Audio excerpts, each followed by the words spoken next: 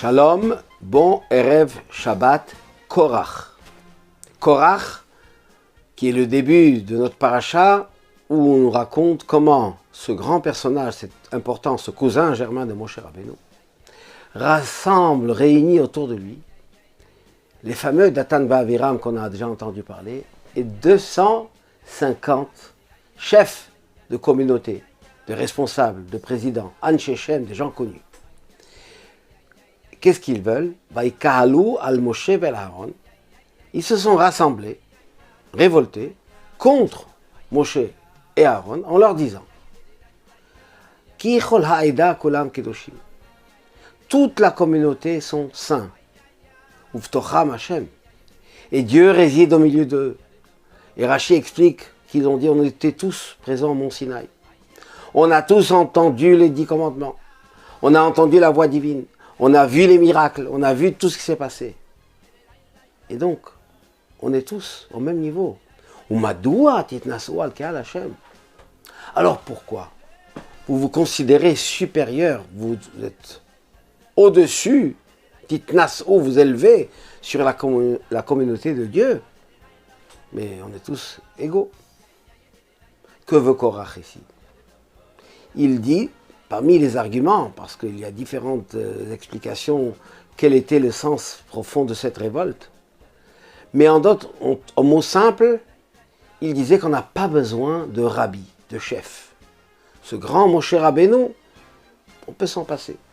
Chacun de nous peut être lui-même son rabbi.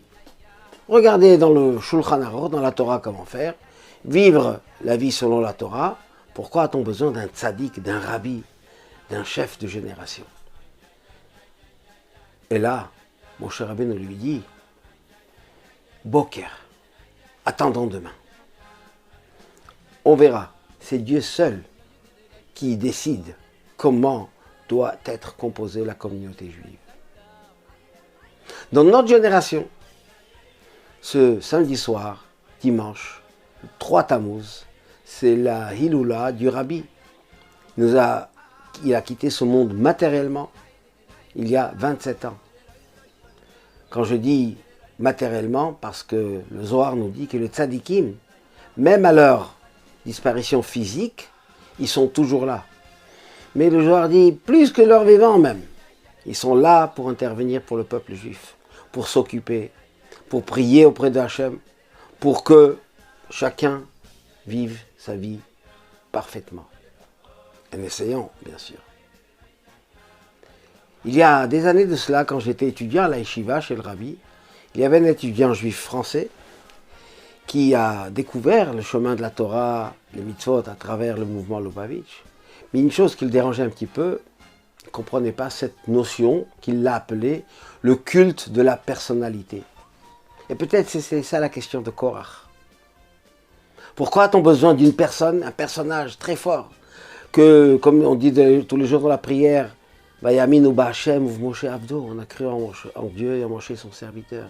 Ce dévouement, cette vénération pour un homme, ça ne touche pas un peu le culte de la personnalité.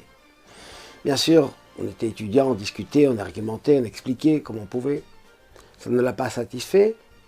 On lui a dit, étant donné qu'il avait l'occasion de rentrer en audience privée chez le Rabbi, qu'il lui demande lui-même cette question. Lui, il a posé cette question en français. Et en sortant de cette yechidou, de cette audience, il est totalement bouleversé. Il me dit, voilà ce que le Rabbi m'a dit sur cette question. Moi, personnellement, lui dit le Rabbi, j'aime chaque juif d'un amour débordant. Et je pense, j'espère, que c'est réciproque. Voilà tout le secret du lien que le Moshe a avec le peuple juif. Dans cette affaire de Korach, il y avait les 2 personnages connus, Datan et Aviram, qui l'ont déjà dénoncé auprès du pharaon. Il a été condamné à mort à cause d'eux. Et à chaque fois dans le désert, c'est eux, comme on dit en anglais, le troublemaker. C'est celui qui soulevait, qui faisait des révolutions. Et quand c'est venu le moment où Dieu a dit qu'il va les punir, Moshe intervient pour eux. Et il demande à Hachem, peut-être on peut encore faire teshuva. Il leur donne la dernière chance, faites teshuva et vous allez être épargnés, vous allez être sauvés. Et quelle que soit la personne, le Rabbi ceux qui ont eu le mérite de le voir physiquement, de passer et recevoir $1 ou d'entendre tous ses enseignements et tout son comportement, eh bien, ont vu que c'est quelqu'un qui est concerné par chaque individu, tout en étant concerné par l'ensemble du peuple juif. Il y a des régimes où on met l'accent sur l'individu, d'autres sur la communauté. Le tzaddik, le rabbi, c'est celui qui s'occupe de tous, personnellement, individuellement, et de l'ensemble de la communauté. Ce dimanche, quand nous allons faire quelque chose de plus en sa mémoire, Hachem nous bénira, nous priera pour qu'il prie pour nous, que nous ayons une année de bonnes nouvelles, une année de Géoula, de rédemption, de la venue du Mashiach, très prochainement, imminemment. Shabbat Shalom ou Mevorach.